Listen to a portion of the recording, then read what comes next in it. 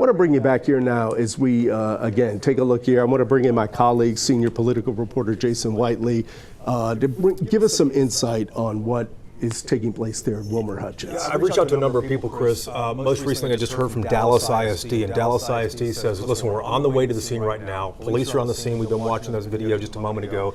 Dallas ISD says to parents, do not come there just yet. I know that's super hard to do, but they said, listen, the police have to account for everyone. They have to secure the scene. They have to make sure they know what's going on. The district's on its way in now too. The last thing they said they want is for parents to come in and kind of muddy up the scene. Yeah. We haven't heard of the worst case scenario here, which is the good news so far. There were a handful of shots, up to a half dozen shots, I believe we were talking about just a few moments ago. But as far as injuries go, I believe you reported one potential injury. What we're hearing from our sources is that one male student was shot in the leg, right? That he's unstable. And I just want to piggyback off something you said. Why that's so important is the school, especially in a situation like this, the school has to account for each and every student. And you can't have, two students going down this street, a few students going down this street. Oh, mom picked up that student, dad came and got this student. In that case, the school can't tell who's okay. They can't verify. So what they need to do, and you're talking about 900 children here, they need to find a safe place in sort of an orderly way to account for all of the children that are under their control right now and to have a safe place for parents to come. And you talked a moment ago about what happened last year this month, April 12th, the incident last year. There were problems last year with reunification, and I understand that, there were quite a few parents probably saying, listen, I went through this last year, I'm not waiting 8 or 10 hours to see my child. I completely understand that, but that's what the district is asking at this point. Let us figure this thing out just for a moment here. Make sure the police know who's hurt, who's suspected of doing this, and account for everyone else. At that point, we'll start reunifying everyone. We're seeing this video here from the chopper, and it looks a lot more orderly now. I'll be honest with you, Chris, you and I have been doing this a similar number of years, and one of the first things we look at to determine how serious this is whether people are darting away from that school, running in every direction.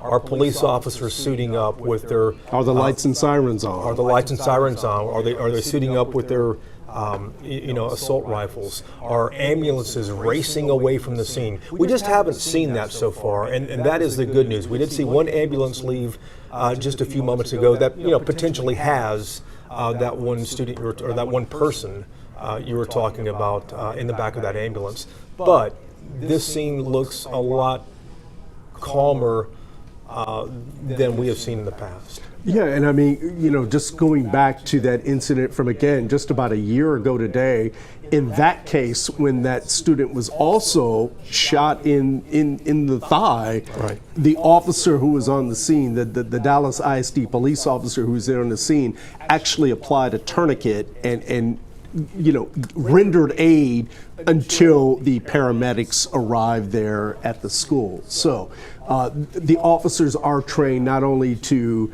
secure the area and in terms of safety, but they're also trained to render aid as need be until the ambulances and the paramedics arrive. And there is a police officer, I believe, stationed at this school all the time. The other question that's going to be borne out in the investigation here is there are metal detectors at this school, like there are at a number of schools. How in the world did a firearm get into the school? So there are a number of questions that need to be asked and answered before everyone really takes off from this scene. Yeah, and again, I'm just hearing now from our sources, again, I've been telling you, we've got a team of folks here in the newsroom making calls, talking to their police sources, as well as a team heading out to the scene. I'm told at this point, there was a shooting incident at the school, but there is not an active shooter situation happening at the school, which really speaks to what you just described in terms of the tempo of the response right now that we're seeing. And it's important because when people hear active shooter, that the first thing you think of is maybe what happened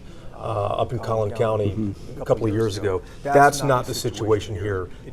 Regardless, we did see students getting out of the school. They were evacuated from the school because there is police activity inside. But right now at this hour, as you and I are discussing this, as we're watching the video here, it looks like the scene is secure, that police have a handle on what's happening there at Wilmer-Hutchins High School. And you may have mentioned this, but for people to get their bearings here, Wilmer-Hutchins High School is on the southeast side of the city. It's essentially at Interstate 20 and Interstate 45. It's in District 8 on the southeast side of the city. If you're going towards Houston, maybe down towards Wilmer, down towards Hutchins as well. That's what the city, the school rather, is named for. And I just want to piggyback as well. You know, when we saw that procession of students, and you can see there the police officers lined up and the incredible police response there. But again, as Jason just mentioned, by their body language, by their positioning, by the fact that they're not, they don't have shields up, they're not taking high-powered weapons.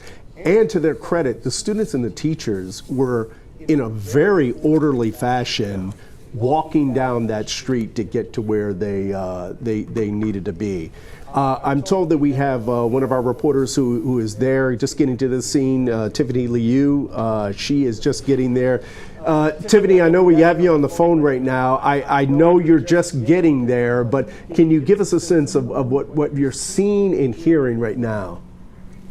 Hey, Chris, I actually am not there, but I have been talking to sources with Dallas Fire Rescue in the last 15 minutes, and they're telling me that this is a full active shooter call. That means they're calling multiple apparatuses there, about probably 25, from ambulances to engines, anything of that sort. This is a full-on active shooter call that's heading to Wilmer-Hutchins. According to my fire sources, there were multiple shots heard inside the building. Obviously, all this information is still very fluid. Some hearing 3 to 6 shots were heard. Being told that there is a student that was shot in the leg who is apparently in stable condition. Unsure if there are any more people who were shot at this time. We're being told that police are clearing the school right now. It is on lockdown, and students and I believe staff are sheltering in place. But again, all this is very fluid information. That's just what I'm getting from my Dallas Fire Rescue sources at this time. Okay, all right. Thank you very much, Tiffany. And as you're able to talk a little bit more to the folks that you're on the line with, we'll check back in with you and try to get some more information. But I want to reiterate the fact that going through the school before they're going to give it all clear, that is a very thorough and meticulous process, and it really involves covering every inch of that school. They're looking, first of all, for people to make sure everyone's safe. Second of all, they're looking for evidence to make sure if there is a scene there or in multiple places that they block that off. Back to what Tiffany said, too, though, this is a full active shooter call. That's what the police and fire, that's how they respond to these situations. And as you know from covering these too, Chris, that essentially means send everything, and if it's not that bad, we'll bring it back. But we want everything on scene just in case it is that bad. Fortunately, it does not look like this at this point. We're also seeing here, on the helicopter, students walking, different groups of students. These are likely different classes walking out, and they're spread all around this campus. It's a huge campus on the southeast side of the city of Dallas at Interstate 20 and Interstate 45, but there are some back at the stadium. There are some out in front of the school as well. They're spread everywhere. Again, it's very important to point out here one thing.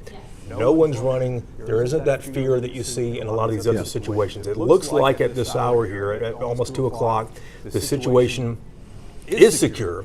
And to reiterate what Dallas ISD is asking us, they're asking parents at this time that the scene's secure, they're saying, but they're also saying, do not come down here just yet. Let us get a handle of this. Let us figure out where everyone is first. This is some pretty compelling helicopter video we're watching here. It's not unusual to see this. It looks like students or people coming out with their hands up. These situations are not unusual. Police officers, like you said, sweeping the building. They're trying to get a handle on what they're seeing here, find out who's who. And it's not unusual for them to ask people to raise their hands for everyone's protection. No, I mean, in a situation like this, naturally emotions are running high. The blood is up, it's running on all sides, and what they just want to make sure, to have students come out this way is to say, hey, I'm not a threat here, and that allows the police to sort of clear them, get them to safety, and sort of continue the work, but making sure that the rest of the school is secure. I remember last year after this happened on the same campus, the superintendent of Dallas ISD, Stephanie Elizalde, just heartbroken that this could have happened. I believe that last year it happened outside near the stadium. But clearly there is an issue if once again 1 year later we're having a firearm inside when there are metal detectors that are supposed to prevent these things. I mean, that's the peace of mind that parents have when they send their child to school. Listen, they're going in there, but at least there's somebody on the front at the perimeter making sure no one walks in with any type of a weapon.